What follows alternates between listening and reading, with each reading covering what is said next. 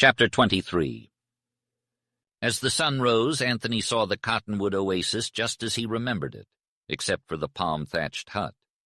He was busy with camp duties when Jeannie emerged. The morning light shone upon her, making her appear youthful and radiant as she knelt by the running water to bathe.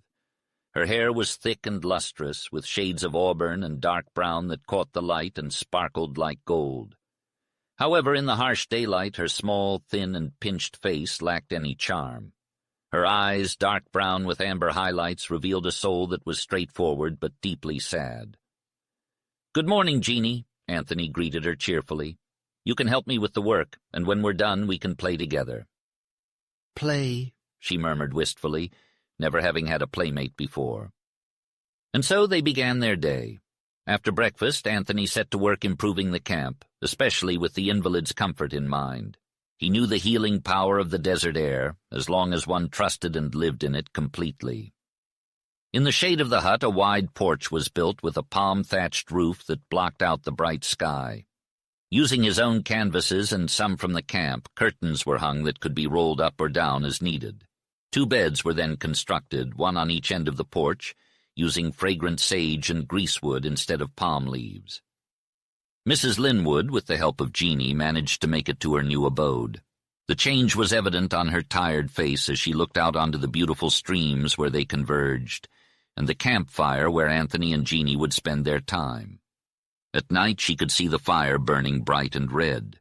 The cottonwood trees were full of humming and singing birds, as well as countless bees. The white sand, green mesquites, nodding flowers, and rugged mountains all around made for a delightful and refreshing atmosphere. The desert, stretching away gray and speckled, was visible to the east, and the sun would rise over the distant mountains. All of these things were pleasing and uplifting, and it was impossible not to feel a love of life in such surroundings. "Mrs. Linwood, sleeping outside is an amazing experience," Anthony said with great enthusiasm. "You can feel the night breeze and the darkness enveloping you. You can look up through the leaves at the dark blue sky and the shining stars. You can smell the dry sand, the fresh water, the flowers, and the fragrant desert plants. Every breath you take is new and pure. Living outside day and night is the key to my strength." "Alas, we always feared the cold night air," Mrs. Linwood lamented. "Life teaches us so many lessons too late."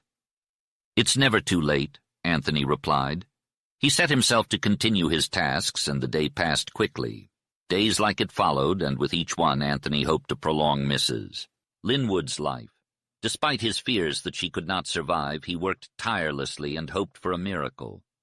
Miraculously, Mrs. Linwood showed signs of improvement, but it seemed to be a result of her spirit rather than her physical body. Her sadness faded and her unhappiness vanished. Though her face remained tragic and pale, the spirit that emanated from her eyes and voice was one of love, gratitude, and hope. Anthony eventually realized that her improvement was due to the faith she had in him. She had tenaciously clung to life even when she was starving herself to feed her child. Now that help had come, her spirit triumphed over her body. Happiness was more powerful than the ravages of disease. However, if that state had persisted, it would have been superhuman. Eventually, Mrs. Linwood succumbed to the natural and inevitable state where death was imminent. As she was racked with coughing spasms that grew worse by the day, Anthony prayed to her God for her suffering to end. He despised the mystery of disease and the cruelty of nature. It was one of the things that made him question his acceptance of her God. Why was life so cruel? Was life only nature? Nature was indeed cruel. As he sat by her side, Anthony couldn't help but ponder the meaning of life and its endless conflicts. Was life really a constant struggle towards unattainable perfection, a battle between God and nature? These thoughts weighed heavily on him, leaving him feeling hopeless and powerless. While he himself could endure pain and suffering, witnessing the agony of the poor woman before him was almost unbearable. Millions of infinitesimal creatures feasting on her blood and tissue, how could any man endure such a horrific fate? Only someone with supreme intellect and a resignation to the fact that life is not the ultimate end could withstand such a blight. Or perhaps a martyr, living solely for the future, or a deeply religious man, could find the strength to endure. Anthony tried to make sense of the woman's suffering, attributing it to the natural order of animals fighting for survival. But when he considered the God she worshipped, He found himself unable to reconcile her agony with her devout faith. The eternal question of why plagued him, especially when he saw the terror in her eyes and the anguish on her face. One day, when Mrs. Linwood was resting somewhat easily, she called Anthony to her side. Jeanie was away, likely watching the bees or the flow of water. As he sat with her, Anthony couldn't help but wonder about the meaning of it all. The woman, panting heavily, asked Anthony if he would stay and take care of Jeanie until her uncle returned. Anthony promised to do so, but expressed concern about keeping Jeanie there for too long in case her uncle did not come back for a year or two. The woman had not considered this possibility and asked Anthony for his plan. He replied that he would wait for a good long time, and if her uncle did not show up, he would find a home for her. The woman was worried about the cost of traveling to buy Jeanie what she needed, but Anthony assured her that he had money and would take care of it. She was relieved by this and thanked him. It was revealed that Jeanie was not poor, but in fact rich, because her father had found gold in the mountains before he died. The gold was hidden under the floor of their hut, and the woman had worried about how to take Jeanie out of the desert with the money. Jeanie's uncle, John Shaver, was a good man who loved her. "He used to drink, but I'm hoping the desert cured him of that. I think he'll be a good father to Jeanie," she said. "Does he know about the gold that will be Jeanie's?" he asked. "No, we never told him. My husband didn't trust John when it came to money matters. Wansfell, if you promise to go with Jeanie when her uncle comes and invest the money until she's of age, I will have no other prayer except for her happiness. I will die in peace," she said. "I promise, I'll do my best," he declared. The next time she spoke to him was that evening at dusk. The frogs were trilling, and a belated mockingbird was singing low, full-throated melodies.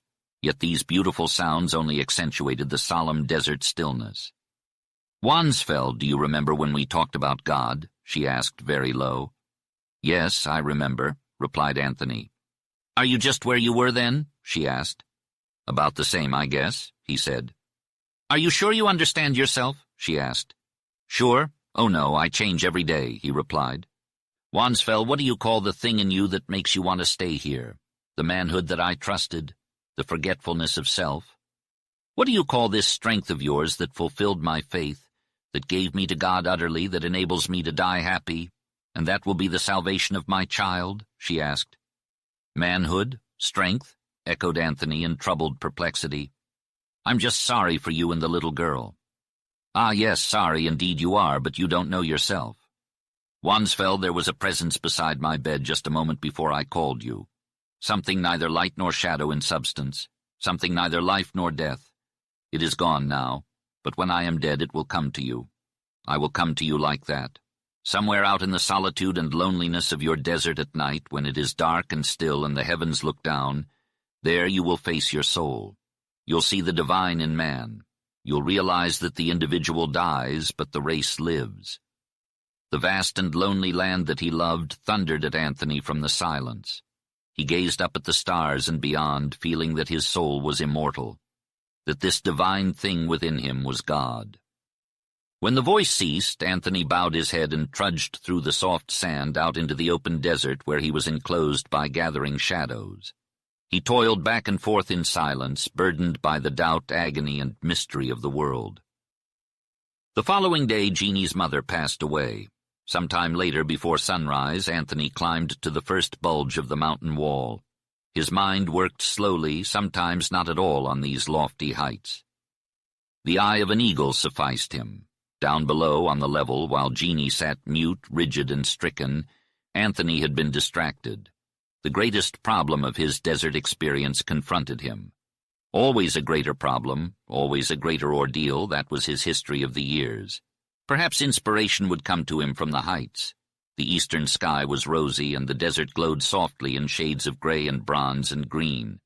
Gray lanes wound immeasurably among these spots, like islands in a monotonous sea. The long range of the Bernardinos was veiled in the rare lilac haze of dawn, and the opposite range pierced the deep blue of the sky with clear black-fringed and snowy peaks. Far down in the vast valley over the dim ridge of the Chocolates there concentrated a bright rose and yellow and silver. This marvelous light intensified, while below the wondrous shadows deepened. Then the sun rose like liquid silver, flooding the desert world. The sunrise solved Anthony's problem.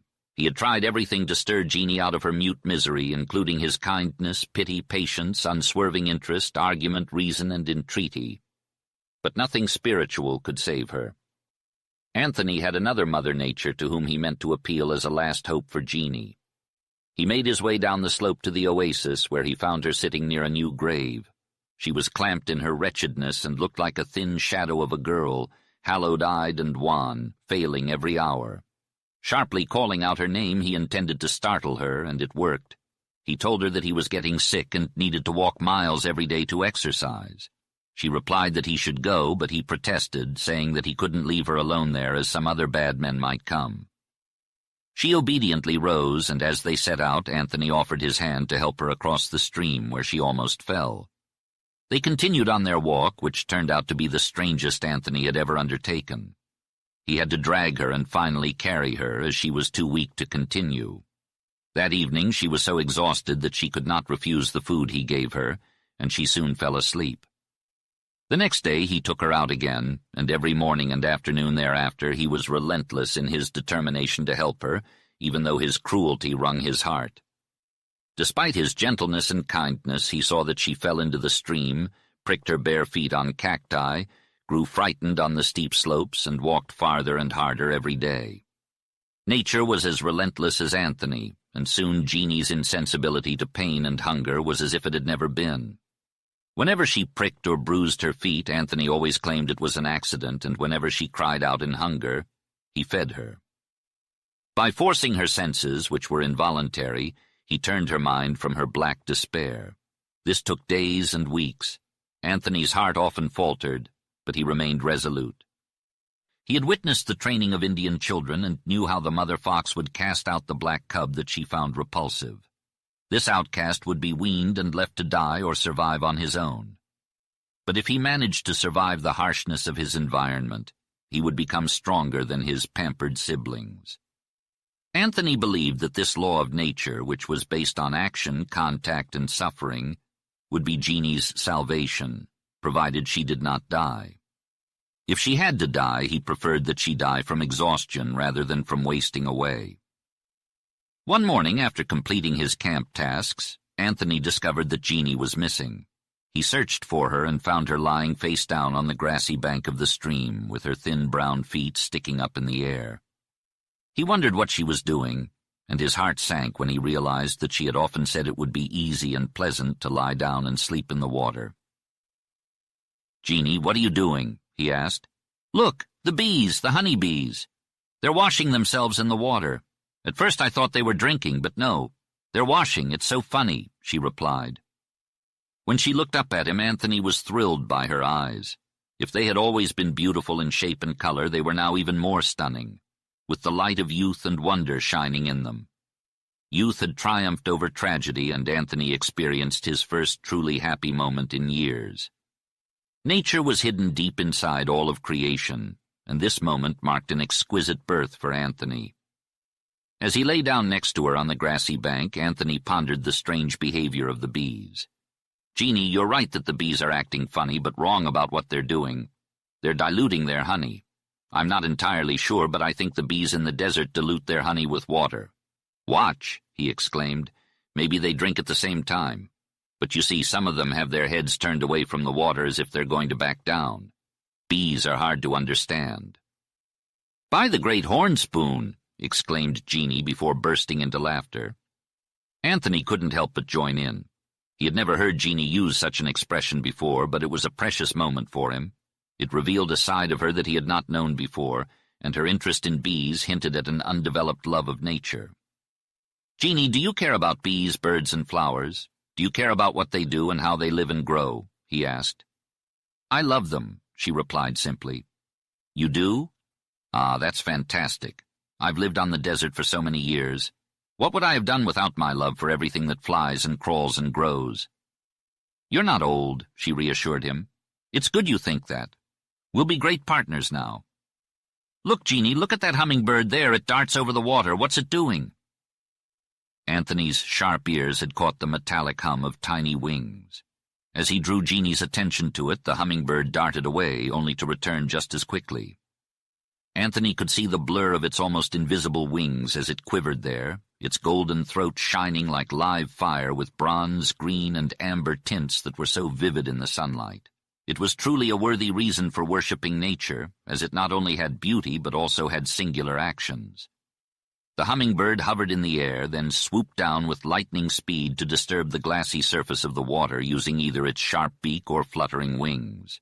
It repeated this behavior multiple times, prompting Anthony to wonder if the small bird was playing, drinking, or trying to impress a female hidden among the foliage. Anthony knew that some male birds would coo, strut, and fight to win the affection of their desired mate. So why not a hummingbird? "By golly, Jeannie," exclaimed Anthony. "I wonder if that's how he drinks." Anthony was captivated by the opal body of the tiny bird, its graceful suspension in the air, and its lightning-fast movements up and down. He also noticed the little ripples on the water widening in circles. But there was more to observe, and Jeannie's delight confirmed the value of their observations. Anthony realized that the reward for watching was the harvest of thought and the joy of life. One morning, as Anthony greeted the sunrise, he saw a burst of yellow low along the desert floor. At first he thought it was a trick of the light, but he soon realized it was a palo verde tree in full bloom. Its vivid yellow-gold color was a fresh sign of the desert spring, and Anthony had lost track of time. The sight of the palo verde brought back bittersweet memories, reminding him of the desert land he loved and missed. Jeannie had slowly adapted to the tough desert life, but it was a struggle. She had always been frail, and the pain of grief had taken a toll on her body and soul.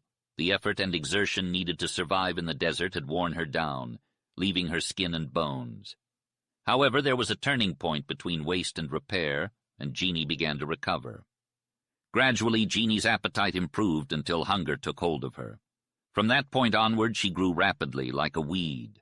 The use of her bones and muscles compelled her blood to flow, just as Anthony had driven her. This resulted in the natural functioning of her physical life. Soon after this transformation, her mind began to quicken.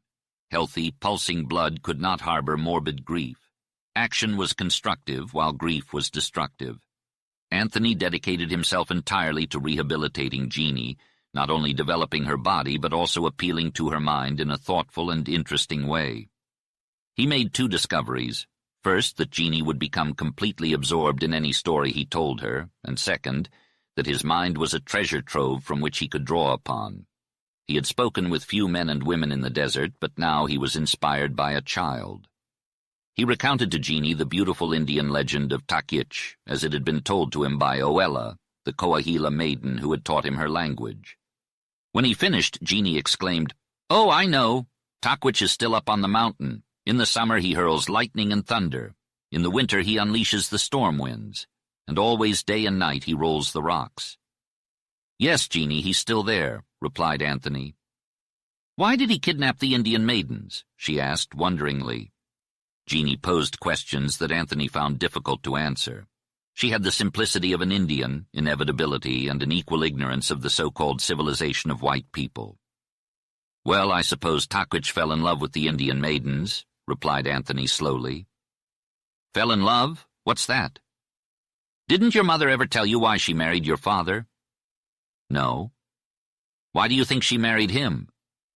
"I suppose they wanted to be together to work and go places like they came west when they were sick, to help each other." "Exactly. They wanted to be together because they loved each other," Anthony explained to Jeannie. "They got married because they fell in love with each other. Have you ever had any Indians camp here and learned from them?" "Oh, yeah," replied Jeannie. "Different tribes have been here, but I didn't see any Indians falling in love. If a chief wanted a wife, he took any maiden or squaw he wanted. Some chiefs had lots of wives, and if a brave wanted a wife, he bought her." "Well, there wasn't much falling in love there," Anthony chuckled. "But Jeannie, don't think that Indians can't love each other because they can." "I believe I've seen birds falling in love," Jeannie said seriously. "I've watched them when they come to drink and wash. Quail and roadrunners, they often come in pairs and act funny. At least one of each pair acted funny. But it was the pretty one, the one with a topknot, that did all the falling in love. Why?" "Well, Jeannie, the male or the man-bird always has brighter colors and crests and the like. He sort of shines up to the other, the female, and shows off before her," Anthony explained. Why doesn't she do the same thing? Jeannie asked. That's not fair, it's all one-sided. Child, what are you talking about? Anthony said, getting confused. Of course love isn't one-sided. Yes, it is. She ought to show off before him, Jeannie insisted. But I'll tell you this. After they begin to build a nest, I never see any more falling in love. It's a shame. It ought to last always.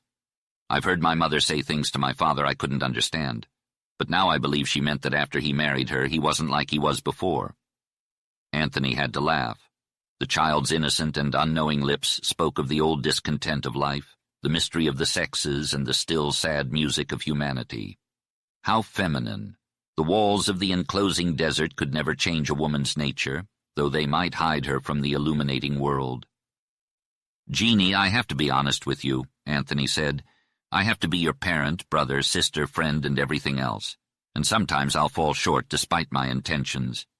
But I'll always be honest, and the sad truth is that men, man-birds, and all man-creatures are very much alike.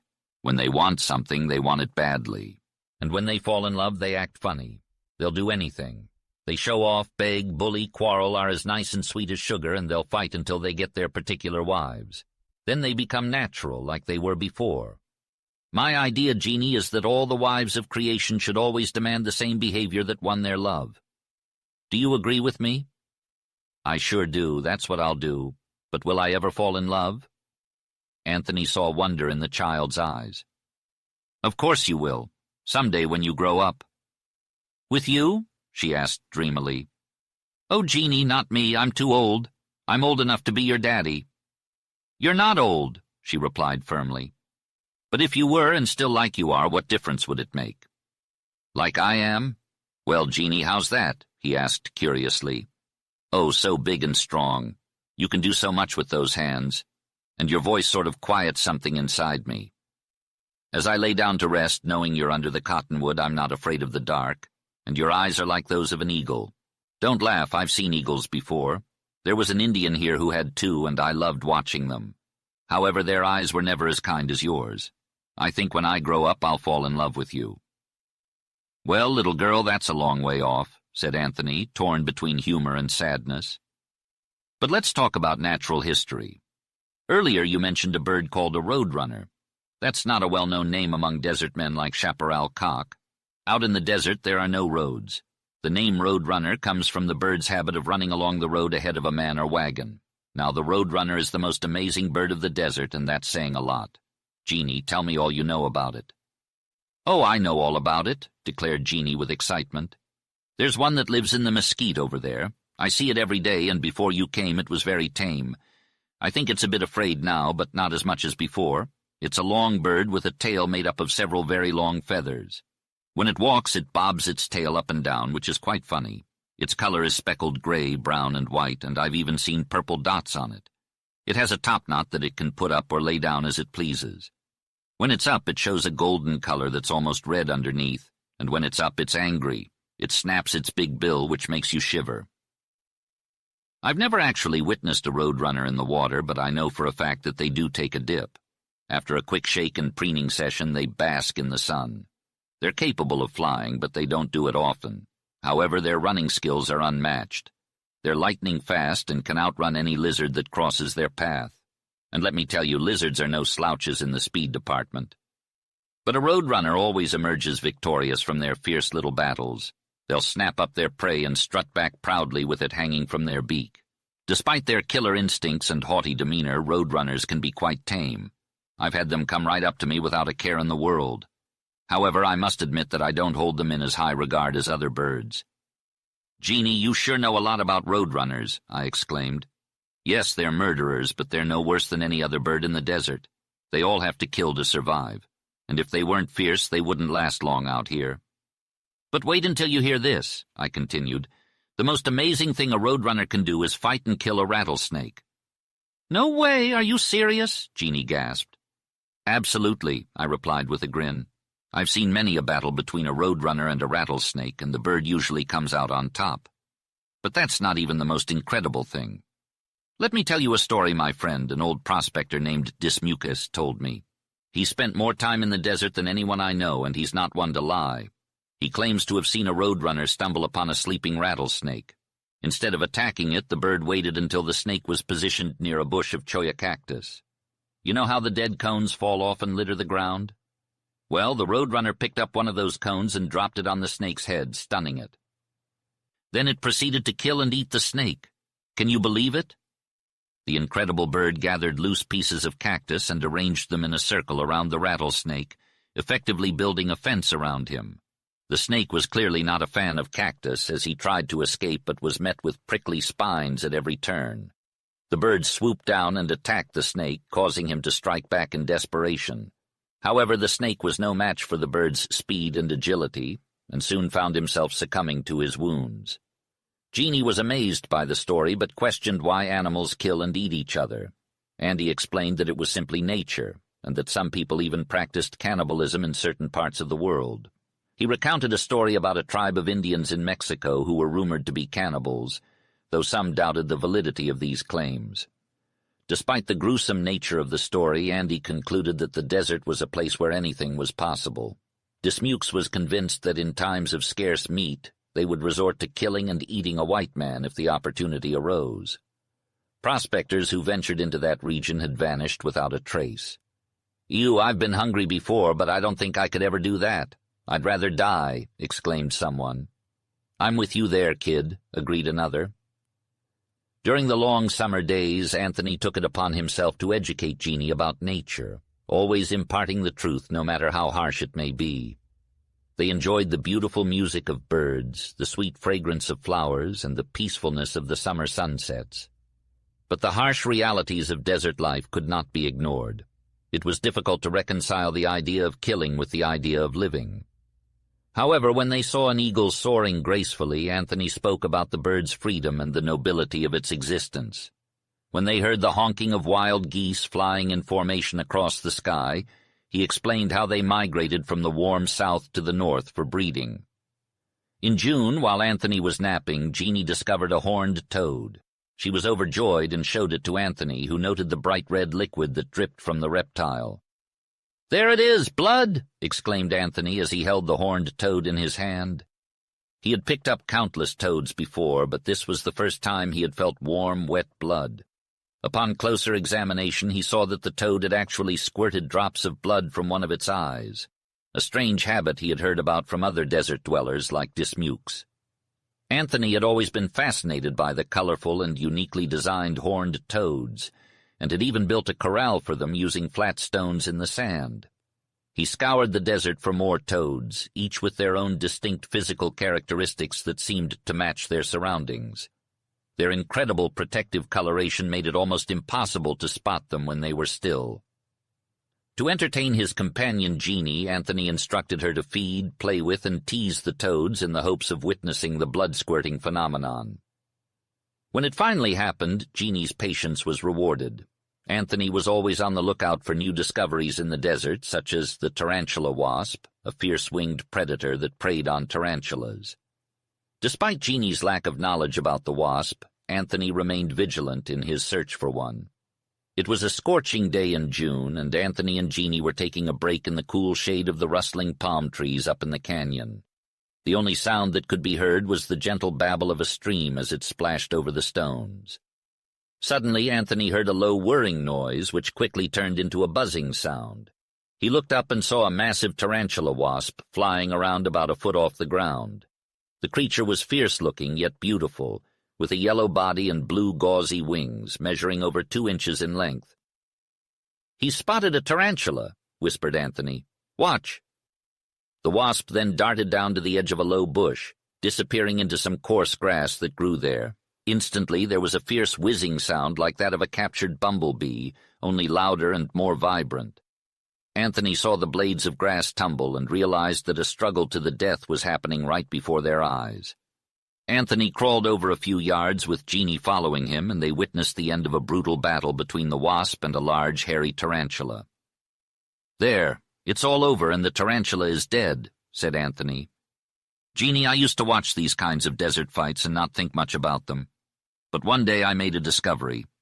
I had a camp over here, and I watched a tarantula wasp kill a tarantula. I didn't know it then, but this wasp was a female ready to lay her eggs. Well, she rolled the big spider around until she found a suitable spot. Then she dug a hole, rolled him into it, covered him over, and flew away. I wondered then why she did that. I went away from that camp, and after a while I came back. Then one day I remembered about the wasp burying the tarantula. Out of pure amusement and intrigue, I stumbled upon a grave towards the end of a rocky path and decided to investigate.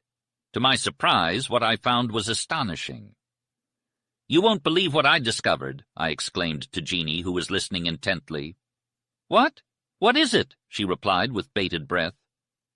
I found a tarantula that was almost entirely consumed by a swarm of minuscule wasps, resembling worms more than anything else. It all made sense to me then.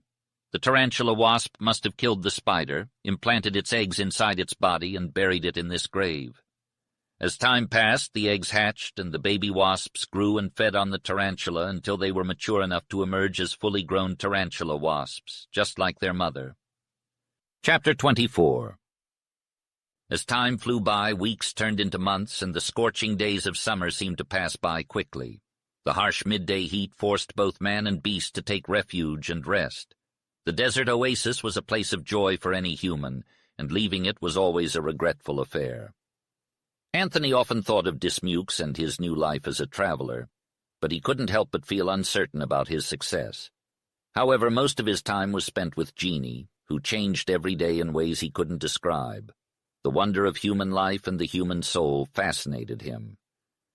Every morning at sunrise, Jeanie knelt by her mother's grave with bowed head and clasped hands. Similarly, she would pray again in the evening, either at sunset or in the golden twilight. One day, Anthony asked her why she started doing this recently. "You never used to do it before, only in the last few weeks or months," he said curiously. She replied, "I forgot I promised Mother." "Could I pray if I wanted to die?" asked Jeanie. Anthony responded seriously, "No, I don't think so. That would be difficult. Please excuse my curiosity, but what do you pray for?" Jeanie revealed, "When I was little, my mother taught me to pray. Now I lay me down to sleep. But now I make up my own prayers. I ask God to keep my mother and father's souls in heaven. I pray to be good and happy so that when they look down on me, they will be pleased. I pray for you and for everyone in the world." Anthony felt a slow, strong unrest in his chest, the endless movement of contending tides. "So you pray for me, Jeanie. That's very kind of you. I hope I'm deserving. But why do you pray?" Jeanie pondered the question and replied, "Before my mother died, I prayed because she taught me. But lately it lifts me up and takes away the sorrow I feel here." She placed a hand over her heart. "Jeanie, do you believe in God, the one who is supposed to answer your prayers?" asked Anthony. "Yes," Jeanie responded. "My God is not like Takwich or the beasts and rocks that the Indians worship. He is all around me, in the sunshine, in the air, and the humming bees, the whispering leaves, and the murmuring water. I feel him everywhere, even within me." Anthony then asked, "Jeanie, can you tell me one prayer, either yours or your mother's, that was truly answered?" "We prayed for someone to come," Jeanie recalled. "My mother prayed for someone to save me from being alone and starving, and I prayed for someone to come and help her relieve her terrible dread about me. And then you came." Anthony was left speechless. What could he say to contend with Jeanie's faith and fact? She represented them beyond question. Anthony was amazed at how little he knew about himself and his purpose in life. He couldn't even fathom the idea that divine guidance had led him to where he was now. However, he was slowly starting to change. He felt a constant pull towards the future, towards the unknown, and a presentiment of a tougher struggle, bigger growth, and ultimate fulfillment. His friend Dismukes had an eternal and inexplicable faith that rivaled Anthony's illusion, fetish, and phantasmagoria. Andreas Canyon was quite a distance from their camp under the cottonwoods, but Anthony and Jeanie couldn't resist its wildness, beauty, and grandeur. They went back again and again until the distance and the wide area of white, glistening, and terrible cholla cactus were no longer a hindrance. The cactus patch was endurable because of its unique beauty. Anthony couldn't explain his fascination with cholla, and Jeanie had an impulse to prick her fingers on the cruel thorns, but she couldn't explain why. "Jeanie, the Yaqui Indians in Sonora love this cholla," said Anthony. "They love it as much as they hate Mexicans. They will strip a Mexican naked, tear the skin off the soles of his feet, and drive him through the cholla until he's dead. It wouldn't take long. All prospectors hate cholla. I hate it, yet I guess I'm a little like the Yaquis. I often prick my finger on cholla just to feel the sting, the burn, the throb. The only pain I could ever compare to that made by cholla is the sting of the sharp horn of a little catfish back in Ohio. Oh, I'll never forget that. A poison burning sting. But cholla is terrible because the thorns stick in your flesh. When you jerk to free yourself, the thorns leave the cones. Each thorn has an invisible barb, and it works deeper and deeper into flesh. "Don't I know?" exclaimed Jeannie emphatically. "I've spent whole hours digging them out of my feet and legs." The cholla cactus glistened in the sun, catching the eye of Jeannie, who couldn't help but admire its beauty. "But it doesn't tell the truth, does it, Wani?" she said, addressing Anthony. "Child, please don't call me Wani. It's silly," Anthony replied, annoyed. "It's not silly. No sillier than you calling me child. I'm nearly 15. I'm growing right out of my clothes," Jeannie retorted. "Call me Anthony," Anthony suggested. "No, I don't like that name, and I can't call you Mr. or Father or Brother," Jeannie said stubbornly. "But what's wrong with Anthony?" Anthony asked. "I read in my mother's Bible about Anthony and Eve. I hated her when the devil got into her, and I didn't like Anthony, and I don't like the name Anthony. You'd never have been driven from heaven," Jeannie explained. "I'm not so sure about that. I was wicked when I was a young man," Anthony admitted ruefully. "You were? Well, I don't care. You'd never be tempted to disobey the Lord, not by Eve with all her stolen apples," Jeannie exclaimed. "All right, call me Wani," Anthony relented, eager to change the subject. Jeannie's simplicity, directness, curiosity, and innocence often left Anthony feeling perplexed and embarrassed. He couldn't help but reflect on his own upbringing and wonder if the sophisticated education of children, especially girls, was as true to life as it could be. Andreas Canyon loomed with its wide mouth and yellow cliffs. Just beyond the canyon's entrance, a beautiful oasis bloomed in the desert. The verdant landscape was guarded by ancient gray boulders, covered in russet lichen, that protected the clear stream from the blowing sand. White sand beaches and colorful pebbles lined the water's edge, while green rushes and flags grew in the water. On the other side of the stream there was a vast thicket of mesquite that was impenetrable to anyone except birds and animals. The leaves of the mesquite were dominated by the bronze colors of the mistletoe. However, the oasis was the grove of cottonwoods, sycamores, and palms. The foliage of the cottonwoods was bright green, and the bark of the sycamores was smooth white. Anthony and Jeannie preferred the aloof and stately palms, which were not native to the area and were planted by the Spanish padres many years ago. Jeannie exclaimed, "Oh, I love it here! Listen to the palms whisper!" The palms were tall, with spreading green fan-like leaves at the tops, and their trunks were swathed and bundled in huge cases of straw. These yellow sheaths were actually the leaves that had died. As the palms grew, new leaves kept bursting from the tufted tops, and the leaves lowest down died and turned yellow. Anthony remarked, "Jeannie, your uncle seems to be taking a long time to come back for you." Jeannie replied, "I hope he never comes." Anthony was surprised and somewhat disconcerted by her reply, but he was also strangely pleased. He asked, "Why?" Jeannie answered, "Oh, I never liked him, and I don't want to go away with him." Anthony asked, "Your mother said he was a good man who loved you." Jeannie replied, "Uncle Ed was good and very kind to me. I ought to be ashamed. But he drank, and when he drank, he kissed me and put his hands on me. I hated that." Anthony inquired, "Did you ever tell your mother?" Jeannie said, "Yes, I told her. I asked her why he did that, and she said not to mind, only to keep away from him when he drank." Anthony declared earnestly, "Jeannie, your uncle did wrong, and your mother did wrong not to tell you so." Jeannie asked, "Wrong? What do you mean wrong?" "I only thought I didn't like him." Anthony replied, "Well, I'll tell you someday." Returning to the conversation about leaving, she asked if he wanted the time to come soon. "Yes, for your sake," he replied. "You're growing up and need to go to school and experience civilization." She exclaimed, "Oh, I'm eager to go," but then admitted, "Yet I have a feeling I'll hate to leave here. I've been so happy lately." He was relieved to hear she was excited to go, but also pleased to know she had been happy. "You see, I'm only a man," he said. "I've tried my best, but at my best I'm only a poor old homeless wanderer." She interrupted him, saying, "Hush up," and hugged him tightly, calling him grand and saying she loved him like she loved her mother. He gently disengaged himself, feeling embarrassed but also grateful for her sincere affection. He explained that he loved her like a little sister and would find her a home if her uncle didn't come, but he could never take care of her always. She asked why, and he knew he had to always tell her the truth, as he had done from the beginning. "If I tell you why, will you promise never to speak of it again?" he asked, his voice serious. "I promise never, Wani," she replied. "Jeannie, I'm an outcast. I'm a hunted man. I can never go back to civilization and stay," he confessed. He proceeded to tell her the story of how his life had been ruined. When he finished, she wept and clung to him. For Anthony, it was a bittersweet moment. It was sad because a few words had opened up the dark, tragic gulf of his soul, and it was sweet because the passionate grief of a child assured him that even he, a wanderer, knew something of sympathy and love. "But Wani, you could go and be punished and then come back," she cried through her sobs. Her innocence and simplicity had spoken a truth that was terrible.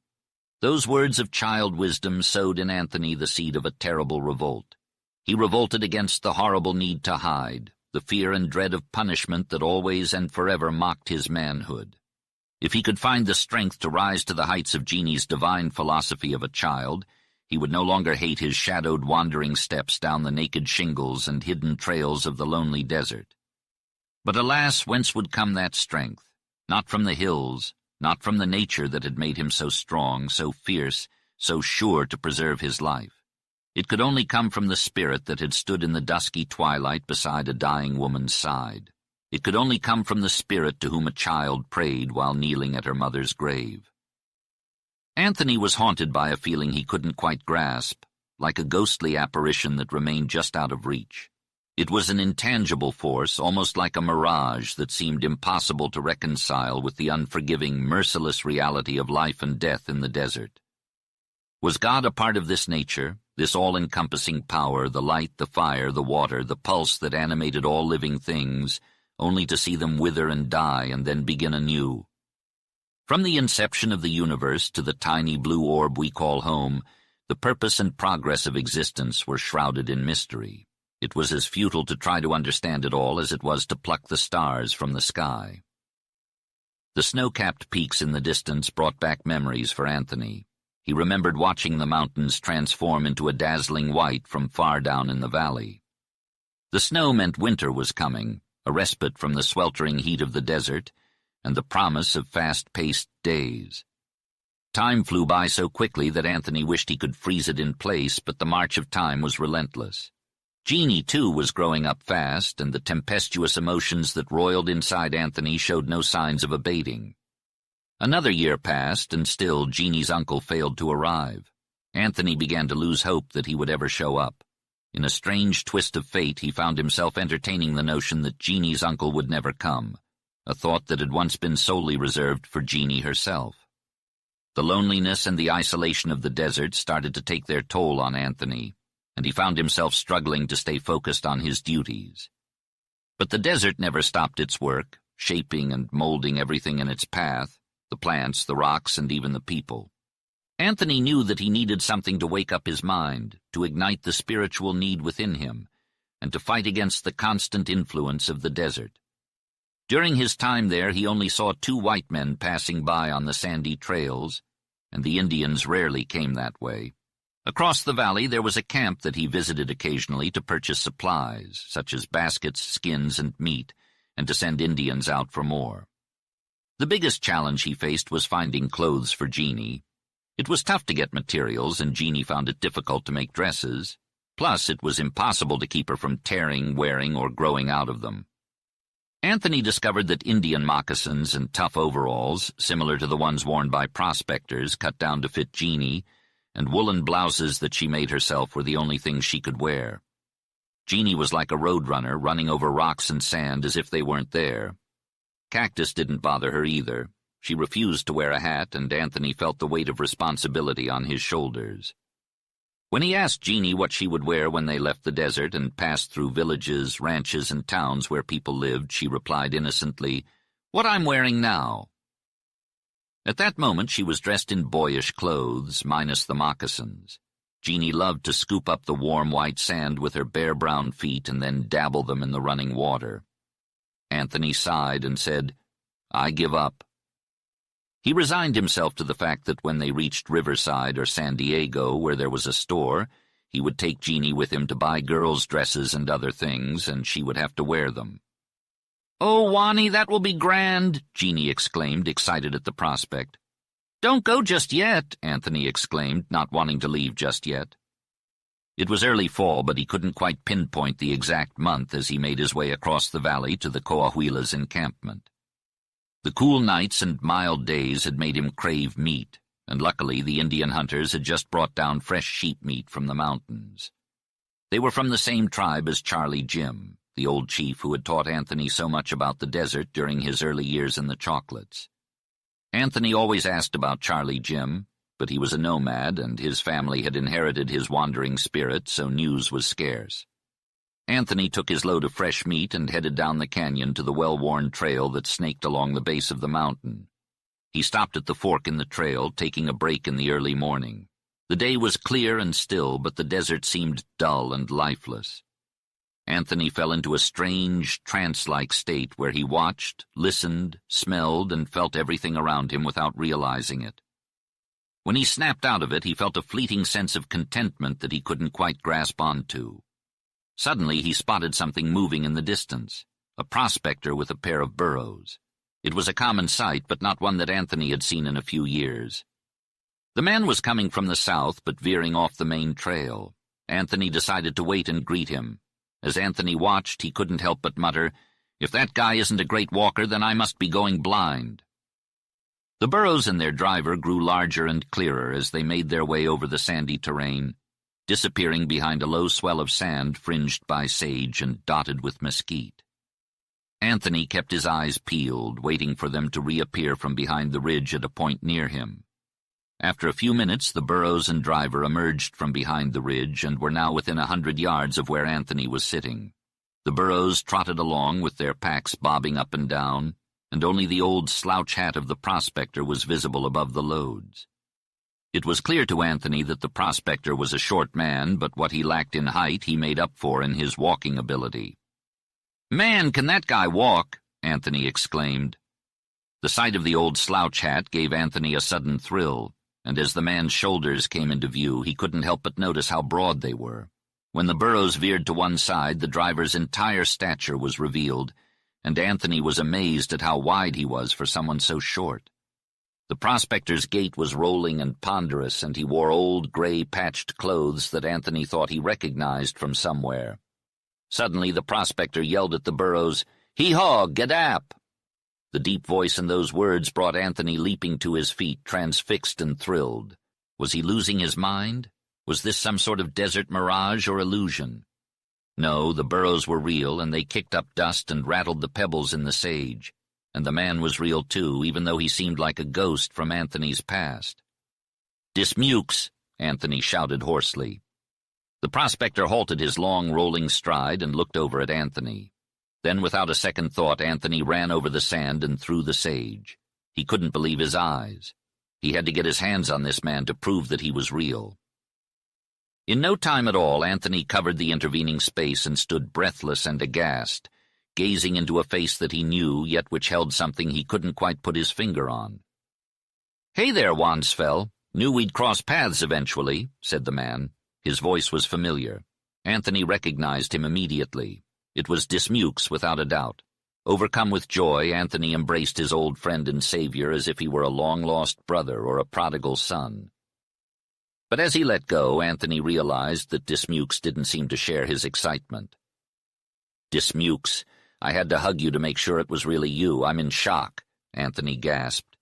"It's me, Wansfell," replied Dismukes, his dark brown eyes holding an indescribable sadness. "Back on the desert, huh? What happened to your gold? Did you have bad luck? You never went to the big cities to live it up?" "Yeah, I went," Dismukes answered. Anthony was filled with a sense of awe.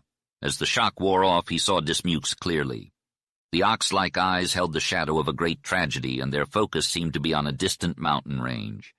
Despite this, they exuded a sense of peace. Dismukes had lost weight, and his once thick beard was now scarce and white. He wore the same ragged prospector's clothes that Anthony had last seen him in, complete with stains from Death Valley clay that made Anthony shudder. "So you did go after all," Anthony said, his voice faltering. "Well, let's take a seat, old friend. Right here on this rock. My legs feel like jelly." "I never thought I'd see you again in this lifetime," exclaimed Anthony. "You never know what the future holds. It's foolish to try and predict it," replied Dismukes with a tinge of sadness in his voice. Anthony could feel the weight of Dismukes' history, and it was heavy. He started, but decided against finishing his sentence. "Never mind what I think. You haven't been on the desert long," he said instead. "About a week. I outfitted in San Diego and came over the mountain trail through El Campo. I landed in Frisco 2 weeks ago after taking a ship from Japan," Dismukes explained. "Did you pack those old clothes with you?" Anthony asked, recognizing them from before. "No, I've had them with me for the past 3 years," Dismukes replied. 3 years? Has it really been that long?" Anthony mused, looking out across the vast and unforgiving desert. "I want you to tell me where you went, what you did, and why you came back," Anthony pleaded, hoping to understand the depths of Dismukes' journey. Dismukes let out a heavy sigh and shook his head, his once shaggy hair now gray and unkempt. He seemed so stoic and distant, as if he had locked himself away from the world. "I'll tell you," he finally said. "Maybe it'll save you from some of the things I went through." Dismukes fell into deep thought, reliving memories from the past and trying to make sense of them.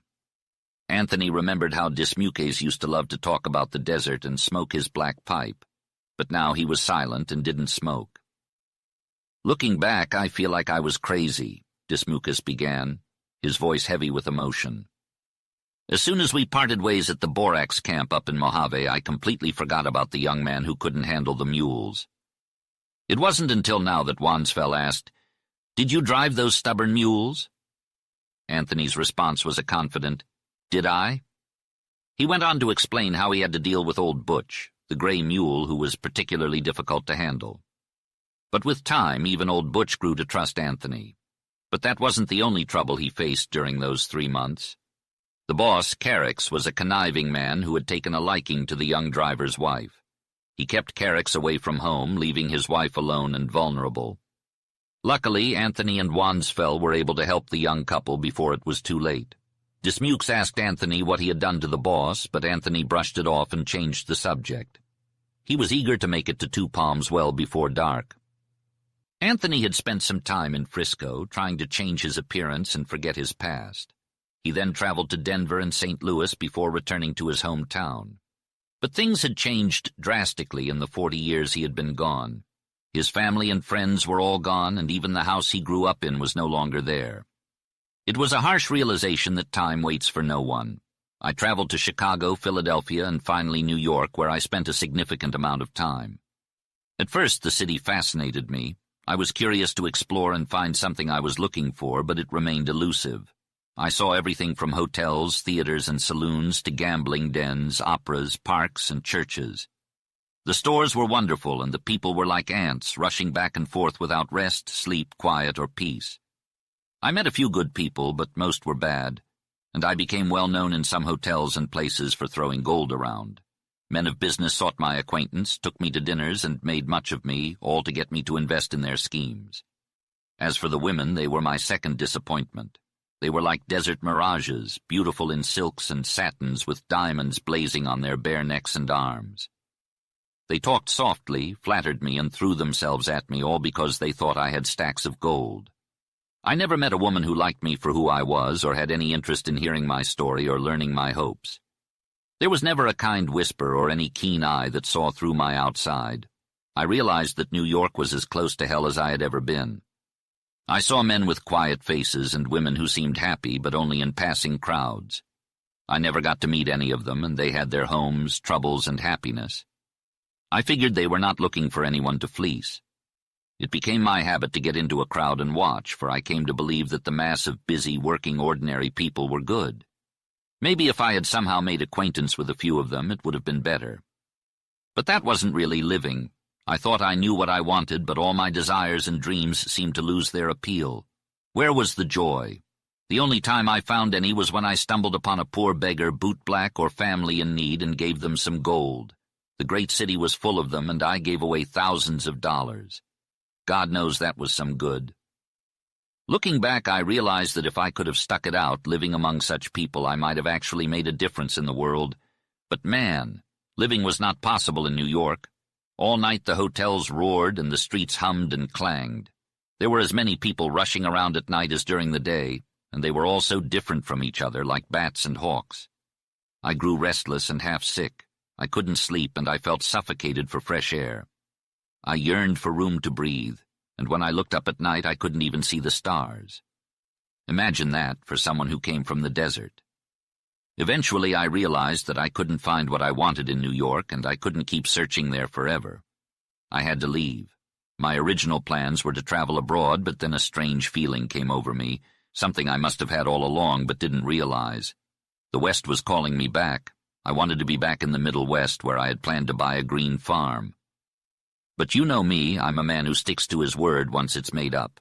There were London, Paris, and Rome, all places I had dreamed about and planned to visit. Still, I had a hell of a fight with something inside me before I could get on that ship. And wouldn't you know it, I got seasick right away. The bite of a rattlesnake never made me half as sick as that dirty, gray, windy sea. The trip across was a nightmare, and when I finally arrived in London it was a dreary place as big as the Mojave and full of strange, fishy-eyed people whom I couldn't understand. I loved the slow, easy-going ways of the people I had met. But then I arrived in Paris. Wansfeld, that city, was a magnificent, glittering beauty, and if I had ever thought a city was for me, Paris would have been it.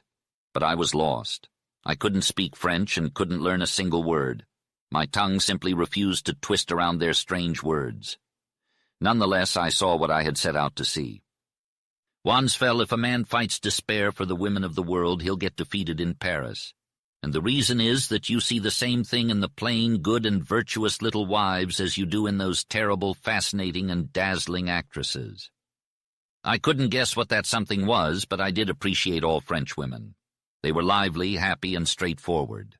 If I applied the truth of this desert to these French women, I would say that the something so fascinating in them is that the race is petering out and the women are dying game.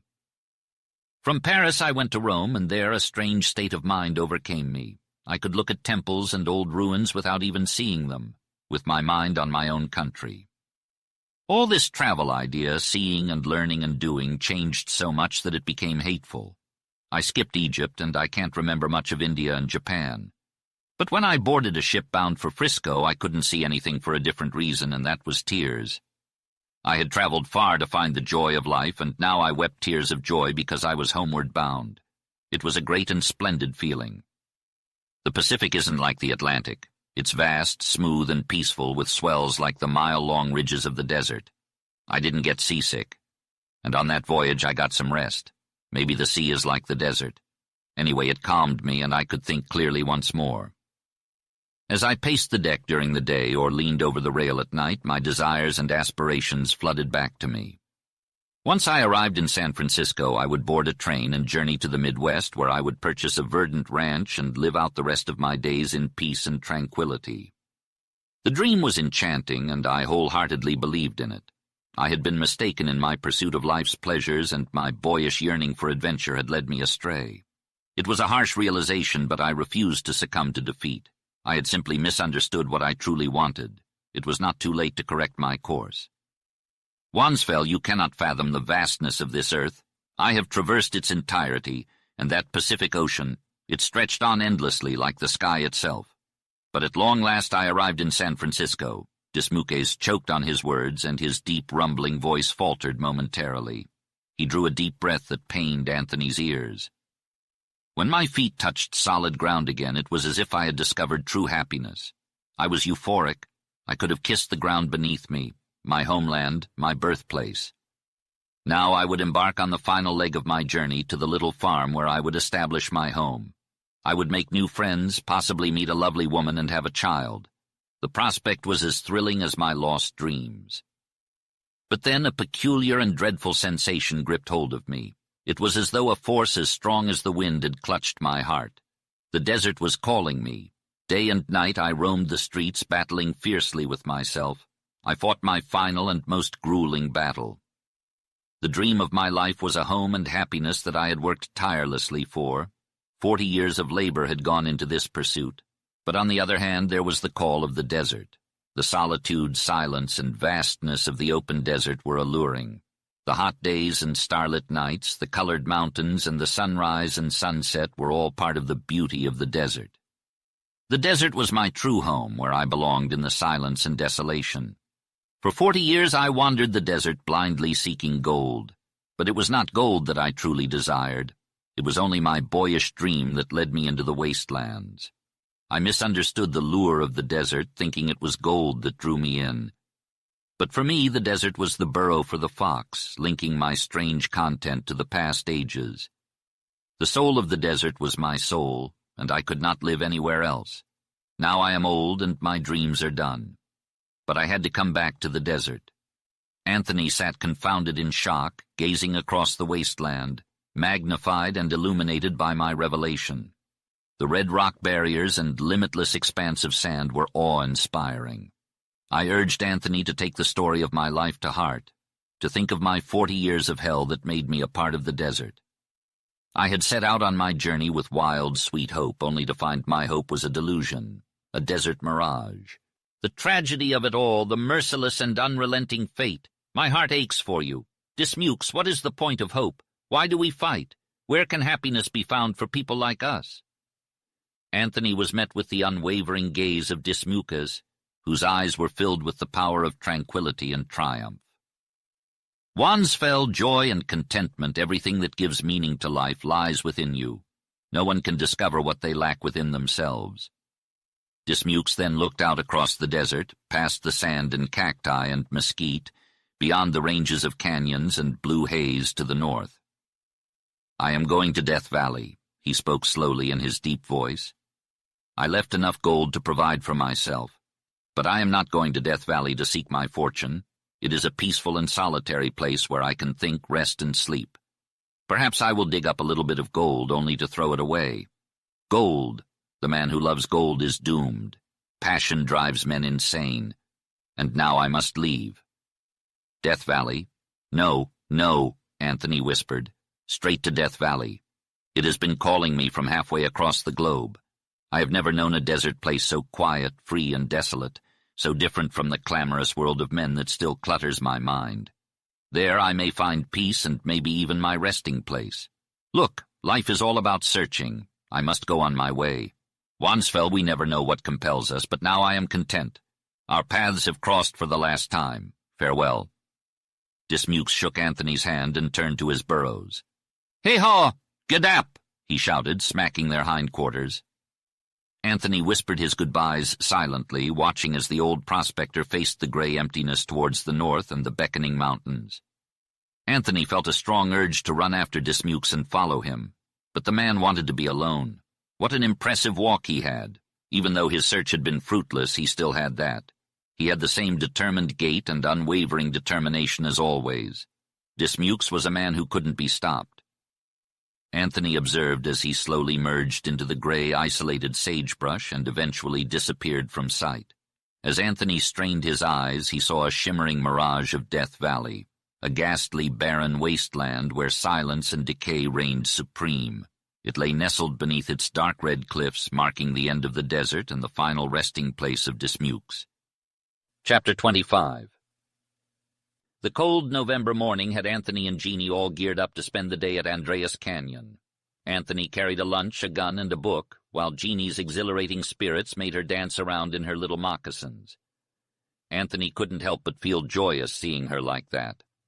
As they walked, Anthony pointed out an old Indian trail that led up one of the slopes of Andreas Canyon.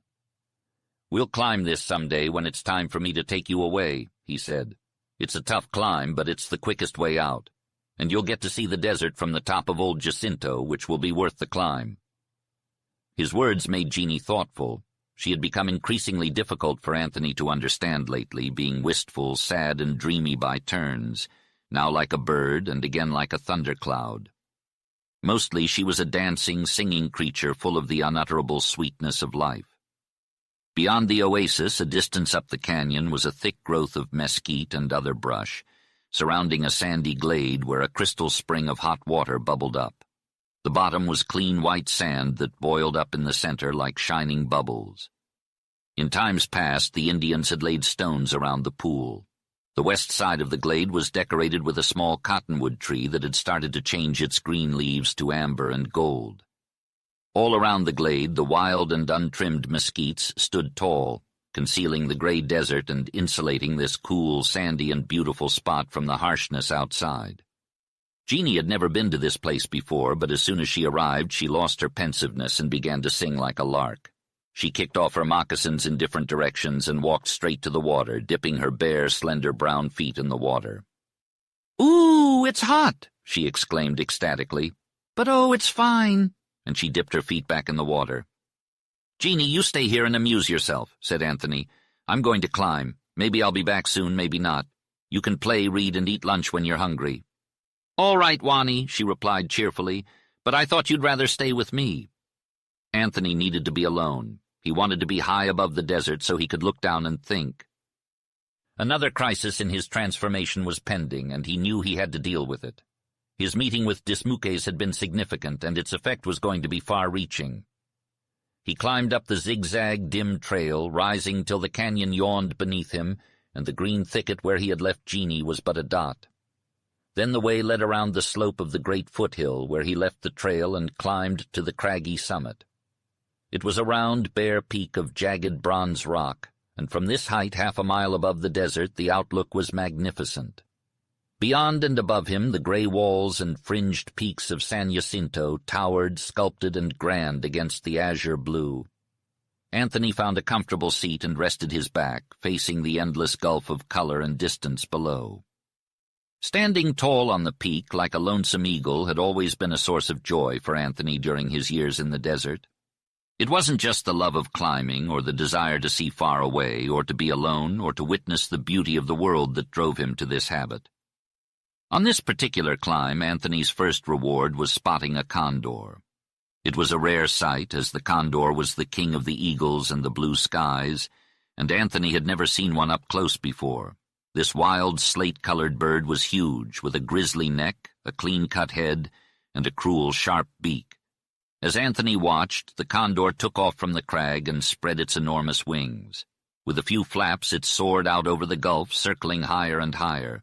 During the first lap of its circle, the condor rose to Anthony's level.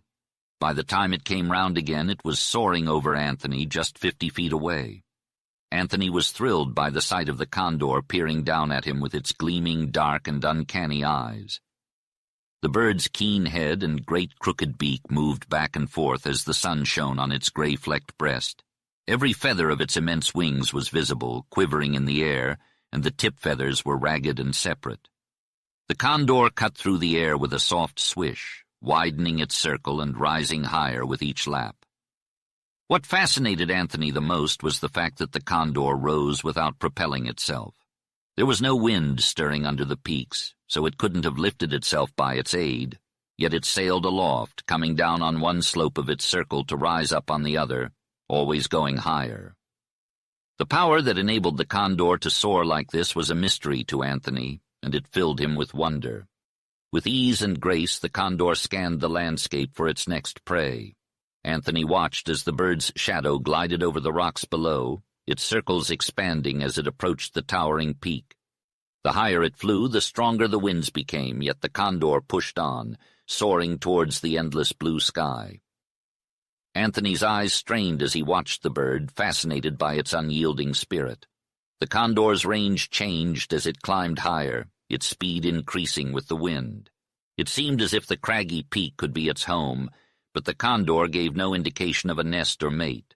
Instead, it flew over the lonely heights, circling and swooping like a falling star across the vast sky. As the condor disappeared from sight, Anthony sighed, wondering if it was merely a spirit of the wind, able to see everything from its invisible abode in the heavens. He pondered the mysteries of nature and life, realizing that he could never solve their infinite complexities. Anthony knew that he needed these moments of wonder and amazement, for without them the desert would insulate him forever in his physical life. The meeting with Dismukes had been something else. Why had he felt the need to come back to the desert? What was it about the quiet and desolate places that drew people in? How could someone give up everything, friends, family, love, civilization, for the loneliness and emptiness of the wasteland? What was it about death and decay and desolation that held such an infinite fascination? Anthony's thoughts raced through his mind like white-hot flames. These wanderers of the wasteland, like Dismukes and himself, weren't crazy or ignorant or delusional. They weren't searching for some nameless thing. The desert was a fact. The spell it cast was a fact. It was beginning to dawn on Anthony that nothing in civilization, no glittering cities or bustling crowds, no palaces or hovels, no wealth or poverty, no fame or shame, could cast a spell of enchantment like the desert. It was a powerful effect that these lonely, desolate, and wild places had on the minds of human beings. Anthony remembered how Dismukes loved to travel alone. If he had any selfishness in his heart, it was to bask in the solitude of the desert by himself. Even with Anthony, he rarely shared those moments of watching and listening. Every day, without fail, he would spend some time alone on a ridge or out in the sagebrush, communing with this strange affinity of the desert. Anthony had seen Dismukes at the end of a long day's journey walk a mile and climb up to a ledge just to sit and watch and listen. It was a habit he did without thinking. When Anthony pointed it out to him, Dismukes was surprised. On Anthony's side, this strange obsession or faculty seemed even more pronounced. Dismukes had a hankering, or so he thought, for gold. Anthony, on the other hand, had little to occupy his time besides wandering aimlessly through the desert. But after the final tragic events of Dismukes' life, Anthony was moved to dig deep into his own mind and memories to try to make sense of it all. He wondered why, for all these years, he had been drawn to certain lonely spots in the desert for no apparent reason. He could have seen the same stunning views right from his camp, but for some reason he found solace in these isolated locations. He had spent countless hours staring out over the barren landscape, listening to the wind or the sand shifting or the distant call of a bird. It all seemed like a waste of time, but he couldn't help himself. He didn't even realize he was doing it until Magdalene Veery pointed it out to him. But over the last 3 years he had started to gain some control over this subconscious urge. He could choose to slip into this trance-like state, although he couldn't explain why he would want to. After many attempts, he finally managed to capture this state of mind again, and he felt a fleeting sense of joy. He called it joy, though he knew it wasn't quite the word for it. It was more like a wild sweetness, something that stirred in him during the idle hours of doing nothing. If only he could grasp the secret of this nothingness. He thought about it deeply and realized that it was simply listening, watching, smelling, feeling the desert. And yet it seemed to hold tremendous importance. Anthony believed that he was on the track of something greater than just the desert's influence. He saw that during these lonely hours he was both a primitive man and a thinking man, switching between the two states effortlessly. The thinking man was easy to understand, but the primitive man was something else entirely. It was a state of intense feeling, waiting, watching, and suspension. Anthony realized that it was the mental state of the undeveloped savage, and that it brought fleeting moments of strange emotion. He marveled at the wonder of nature, how it had developed man with instincts born into his blood, bone, tissue, heart, and brain. Beyond that, he wondered how man had ever become civilized at all, and what infinite spirit was behind it. In the illumination of his mind, Anthony saw much that had been a mystery to him. He understood why the hunt had been so thrilling, exciting, and why he had felt a hot pressure in his chest, his blood rushing over his body. It was a joy to run and leap after the quarry, even though he was sorry after killing it. More intense than anything else was the memory of his starvation days. Anthony could recall the wild thrill of chasing after birds, rats, and snakes and killing them with rocks. This feeling had never faded even after all these years. It was a relic of his cruel childhood when he, like all boys, killed for the sake of killing.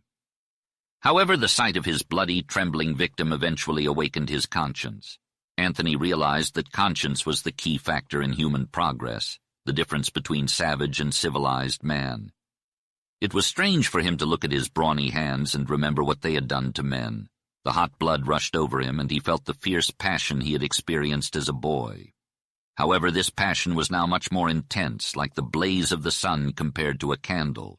He had killed men in ruthless justice and self-defense, but always regretted it afterward. He had fought men with a terrible, furious joy, his eyes turning red and his nerves impervious to pain. The taste of a fellow creature's blood was sweet on his snarling lips.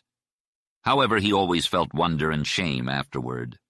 Underneath the skin of every man and woman flowed primitive instincts, which were stronger in some than others. This was the secret of the desert. The lonely, desolate land, with its naked sand and rock-ribbed hills, stirred the instinctive memory of a primitive day. Men watched and listened unthinkingly in the wastelands, searching for something they did not understand. It was the fleeting, trance-like transformation back to savage nature that drew them in. Men became wanderers in the wastelands for many reasons. Some sought gold, while others wanted to forget or remember something. Some were driven by passion, crime, or wanderlust, while others were drawn to the beauty and sublimity of the desert. But what kept them there was the instinct of the savage. This was the secret of the desert's spell. Men who had been confined to cities and chained to dull and humdrum toils, stagnant in noisy haunts, sore and sick, standing for some impossible end, were caught by a subtle and insidious enchantment when let loose in the gray, iron-walled barrens of the desert. This transfigured some, made beasts of most, and mysteriously bound all. Travelers passing across could not escape it, and they would always remember the desert with a thrill of strange pleasure and vague regret. Even women who had been caught by circumstance and nailed to homes along the roads or edges of the desert felt that nameless charm, though they hated the glaring, desolate void. Magdalene Virey, resigned to her doom in Death Valley, had responded to the nature that was in her. Through this thing, Anthony saw the almost inconceivable progress of men upward. If progress had not been slow, nature would never have evolved him, and it seemed well that something of the wild and the primitive must forever remain instinctive in the human race. If the primitive were eliminated from men, there would be no more progress. All the gladness of the senses lived in this law. The sweetness of the ages came back in thoughtless watching. The glory of the sunrise, the sadness of the sunset, the whisper of the wind and the murmur of the stream, the music of birds and their beauty, the magic of these came back from the dim, mystic dreamland of the primal day, from the childhood of the race. Nature was every man's mother. The progress of humanity towards perfection was a wonder to behold, as it conquered its primal instincts. Anthony wondered if this progress was the Spirit of God. As the sun began to set, Anthony descended a long, winding trail. He was exhausted from the mental strain of the day. When he reached the bottom, the sun was just kissing the tops of the canyon walls, casting a warm, golden glow over everything. Anthony thought that Jeannie, his companion, would be asleep or reading in the glade, and he wanted to surprise her. They often played this game, and Jeannie usually won. Anthony moved through the mesquite boughs like a panther, trying to make as little noise as possible. As he made his way through the brush, he stumbled upon two fat beetles fighting over a small piece of something. He scooped up a handful of sand and buried them, chuckling to himself. When they emerged from the sand, he planned to drop them on Jeannie's book or feet as a prank. However, he didn't look up until he straightened up inside the glade. What he saw took his breath away. The entire glade was bathed in a golden and rose hue, and the air was thick with amber haze. Jeannie was standing ankle-deep in the bubbling spring, completely naked. Her body was slender and white, and the sunlight seemed to shine through her, making her look wondrously transparent. Her hair was a fiery red gold, and her arms glistened where the white of her skin met the tan. Crystal drops of water fell from her outstretched hands, adding to the beauty of the scene. The sun's rays illuminated her pensive, stunning face as she stood completely unaware of any intrusion. Suddenly, Anthony's stifled gasp caught her attention, and she caught sight of him. A startled, wild laughter escaped her lips, echoing through the dell. Anthony, breaking the trance of that moment, quickly ran away. Chapter 26. Walking down the trail towards the canyon, Anthony moved swiftly and confidently. As he neared the end of the canyon, the landscape opened up into a desert filled with boulders. The world around him was transformed, bathed in the warm, golden light of the setting sun. Anthony's heart raced with excitement, his veins pulsing with life. He felt as though he was walking on celestial fire, every step filled with a sense of wonder and awe. Reaching out to touch the old gray boulders, Anthony was reassured that he was still firmly planted on the warm sands of the desert. He crushed a handful of fragrant sage to his face, savoring the bitter sweetness of its aroma. It was real, a tangible part of the vast glowing desert that he longed to become a part of. As the last rays of the setting sun shone upon him, Anthony's shadow stretched out long and purple behind him. The warmth of the sun seemed to caress his cheek as it sank below the horizon. Anthony reveled in the sensation of the warm boulders under his hands, even pricking his fingers on the sharp cholla thorns just to feel the sting. It was a strange joy, but it reminded him that he was flesh and blood, a living, breathing part of the infinite universe that surrounded him. Standing alone on the vast and ancient desert, Anthony felt a sense of solitude that he had experienced countless times before. However, this time was different. It was as if he had been reborn, emerging from a dark and lifeless cocoon into a world of vibrant colors, boundless freedom, and unbridled beauty. He reveled in the beating of his heart, the pulsing of his veins, and the sharpness of his senses. He turned his face towards the cool and fragrant breeze of sage, and then lifted his gaze towards the warm afterglow of sunset. The natural world had granted him a new and strange joy of life, and he felt the incalculable force of the natural man. Before him stretched the luminous desert with its valleys and mountains, leading towards the sea and beyond to other lands. Above him the deep blue sky held the pale evening star, and beyond that lay the infinite. Anthony felt himself a part of it all, and his ecstasy was that he lived. The natural world could not deny him, for he stood there young, strong, and vital. Suddenly his reverie was broken by the sound of Jeannie calling out to him. She was running down the trail towards him, swift and lithe with the freedom, grace, and suppleness of the desert's wild inhabitants. Like a fawn, she bounded over the stones, her hair catching the last gleams of glowing sunlight. When she finally neared him, she checked her flying steps, panting and gasping for breath. "I couldn't find you. Why'd you come so far?" she asked. The something that had come between Anthony's sight and the desert now surrounded Jeannie. She was transformed immeasurably, and the change seemed a mystery. "We must hurry back. It'll soon be dark. Come," he replied, and with steps as free and swift as his, she kept pace with him. "You snuck up on me and scared me while I was bathing, Wani," she said, playfully scolding him. "It was an accident, Jeannie," he hastily replied, his face flushing with embarrassment. "I meant to scare you, but I never thought— Jeannie, I promise you. Please believe me." "Wani, of course I believe you," she said, surprised by his concern. "It's not a big deal. I didn't mind." "Thank you. I'm glad you see it that way," Anthony replied. "I'm sorry for being so stupid." "You're not stupid," she laughed. "I forgot how late it was and was enjoying the water. You did scare me a little, but it's okay. I was just imagining things like a mermaid or a nymph." In that moment, Anthony realized how much he had been influenced by the world and its expectations. Jeannie, on the other hand, was a child of nature who taught him valuable lessons. She was free-spirited and had never been taught the ways of the world. She was like a wild fawn, innocent and dreaming. Though she was educated, she didn't understand the significance of Anthony's apology. Anthony was struck deeply and confused once again by the fact that Jeannie's innocent and sweet smile was little different from the one she had on her face when he saw her nude. She had been surprised at his concern and laughed at his contrition. Her low, rippling laugh, full of natural life, blew away all of Anthony's recalled sophistications, like the desert wind blowing away withered leaves. Hand in hand, Anthony and Jeannie walked down the long slope of boulders to the valley floor, where the cholla shone silver in the gathering twilight, and the delicate crucifixion tree deceived the eye. The lonely November twilight deepened into night, and the stars shone bright. The cool wind blew, and the sage rustled. Anthony found it hard to sleep that night, so he woke up later than usual. The dawn had bloomed with a rose-colored hue. As he knelt by the brown running stream to perform his ablutions, he halted to stare at the sunrise. Had it ever before been so strangely beautiful? During his sleep, the earth had revolved, and here was the sun again. It was a wonderful and perennial truth. The sun had gone on its mysterious journey, hurtling through space with inconceivable rapidity while he slept.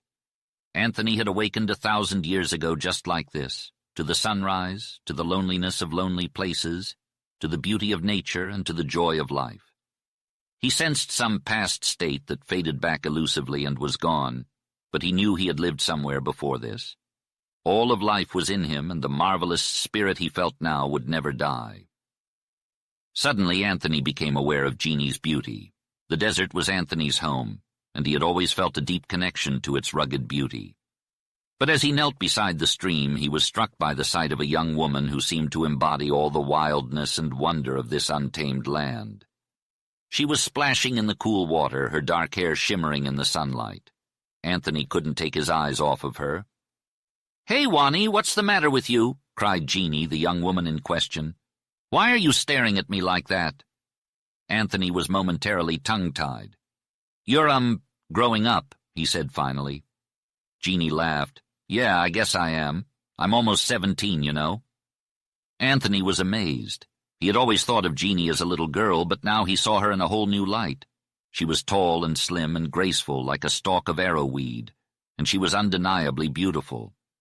As they walked together, Anthony couldn't help but feel a pang of sadness. He knew that Jeannie would never be able to live like this forever. Someday she would have to leave the desert and venture out into the wider world. "Do you ever think about leaving this place?" he asked her. Jeannie shook her head. "No way, I love it here. I just want to run wild like a roadrunner. I don't want to think about towns or cities or lots of people." Anthony smiled at her. He knew exactly what she meant. There was something special about the desert, something that could never be found in the hustle and bustle of civilization. But even as he cherished this moment with Jeannie, he couldn't help but wonder what the future held for them both. Anthony waited for her later in the shade of Takich Canyon, where he perched atop a heap of boulders and gazed out at a distant waterfall. The waterfall was a striking sight, with its white and green hues flashing over a dark cliff. As he waited, he saw her approaching. She was dressed in ragged boy's clothing, but even so, her femininity and charm were impossible to hide. Anthony suddenly saw her in a new light. Her litheness and graceful figure, from her flying feet down to her glinting hair, called out to the loneliness in his heart. She moved with an enchanting grace, leaping from rock to rock, balancing and poising like a wildcat. Her curly hair danced on her head as she called out in a gay, sweet voice that echoed off the canyon walls. She was coming to Anthony across the rocky terrain, a sprite-like girl that he had dreamed of so many times before. Anthony had spent countless lonely hours on lonely slopes, waiting and watching, dreaming of a woman or girl gliding towards him in the golden glow of the afternoon sun. Now, as his dream was finally realized, he faced the truth of his own desires. The shade around him came alive with a gleam and a voice as the lacy waterfall shone white and its murmur became a melody of many streams. A canyon swallow twittered nearby, reminding Anthony of the strange twists and turns his life had taken in the desert. And yet in this moment he felt his vague dreams had been fulfilled, and the realization was unutterably sweet. It was sweet because these years had been barren of youth, steeped in an unconscious growing obsession with beauty, spent alone with pains and toils. As he watched her coming, Anthony felt his heart leap with joy. As she approached, Jeannie seemed to embody the very essence of youth and vitality. Her beauty was wild and untamed, like a young fawn. But something about her presence struck Anthony, causing him to feel a sense of dread. It was as if she carried with her some ancient mystery, the weight of which was almost unbearable. As Jeannie reached the boulder where Anthony sat, she spoke playfully, teasing him about stealing Indian maidens. Her laughter was infectious, but Anthony couldn't help but focus on her face. There was something about her that he couldn't quite put his finger on.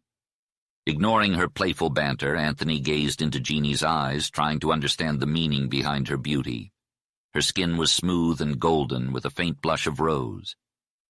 Her dark curls framed her face, making her look both thoughtful and mischievous. Despite his unease, Anthony found himself drawn to Jeannie. There was something about her that he couldn't resist, a magnetic pull that he couldn't explain. As she continued to talk, he felt himself falling deeper and deeper under her spell. Her face had a hint of desert-like leanness, and it was oval in shape.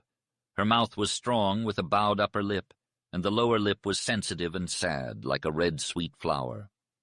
As their eyes met, hers lost their mock solemnity and playfulness, and became deep brown crystal gulfs of light and shade, thought and feeling.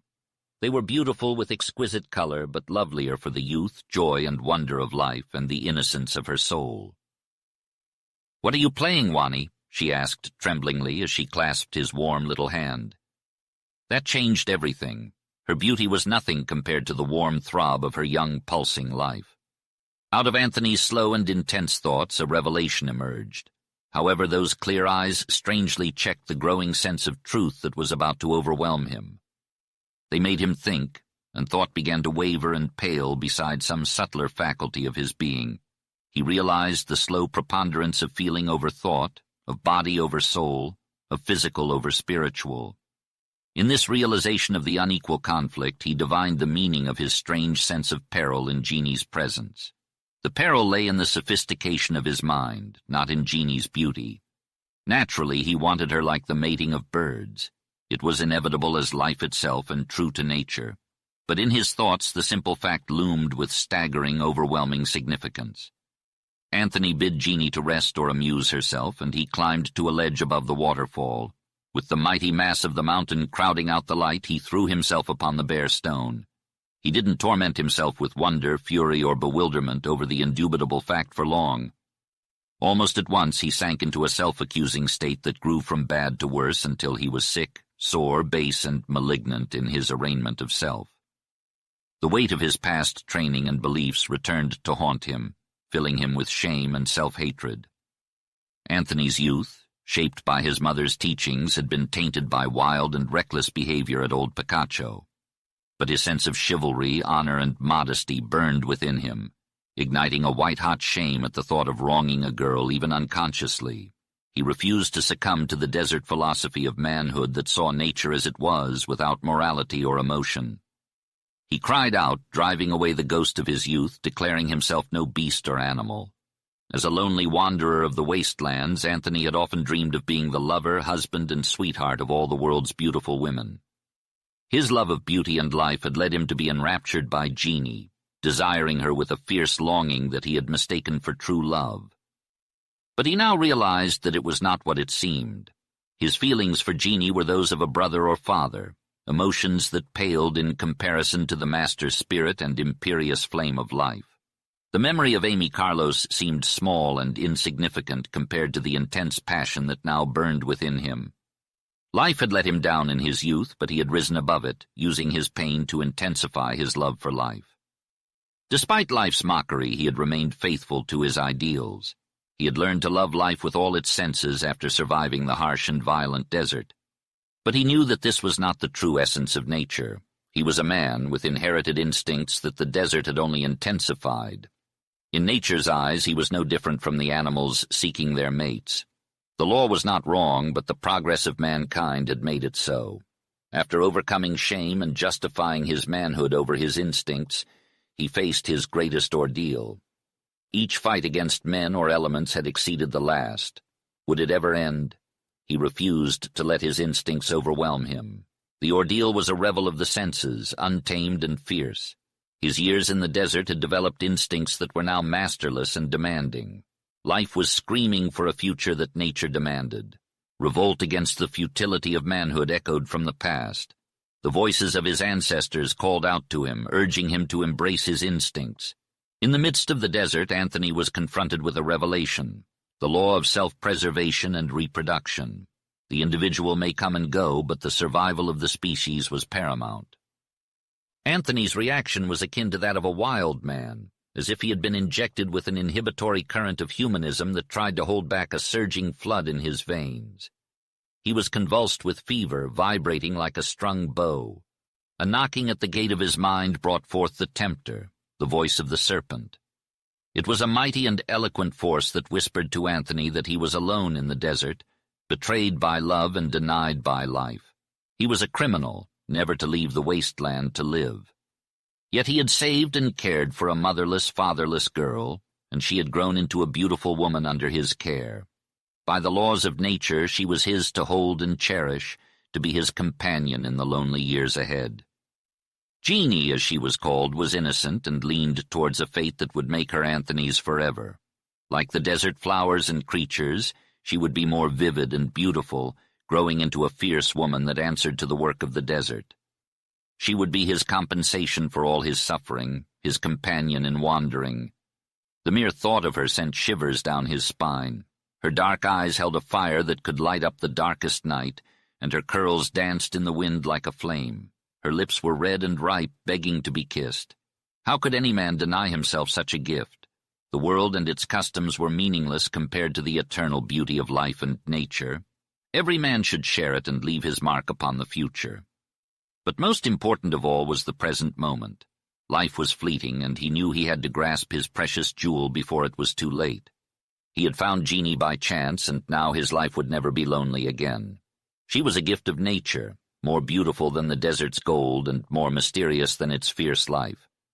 Her body was like a transparent opal, letting the sun shine through. As Anthony's fall became imminent, he knew he had to fight with all his might. He couldn't let nature win, not when he had Jeannie to live for. The other woman had not been love, not compared to the love he felt for Jeannie. He lived as an outcast, always wary of the possibility that someone might come seeking his life. What madness had led him to chain a vibrant, joyful girl to his own wandering steps? He knew that their relationship could only bring sorrow to her and remorse to him. Jeannie was a lover of life and hated even the loneliness of the desert. In her simple way, she believed that he was everything to her. But she was still a child, and the day would come when he would have to place her in an environment where youth would call to youth and where there was work, play, study, cheer, and love. He would become nothing more than a memory to her. The kisses of her luscious lips were not meant for him. The dance of her curls, the sparkle of her eyes, and the golden brown hue of her skin were all created by nature, which would go on with its unfathomable design, leaving him outside the bounds of society. He would find joy in the memory of Jeannie long after he had gone deep into the lonely wastelands. She would owe her life and happiness to him, though she might never know it. He would always be the creator of her smiles. She was a child, then a girl, then a woman, and someday perhaps a wife and mother, blessed by some happy man. This was the inevitable way of nature which had tormented him so. He knew that he would gladly give his life to spare Jeannie even a moment's pain. Chapter 27.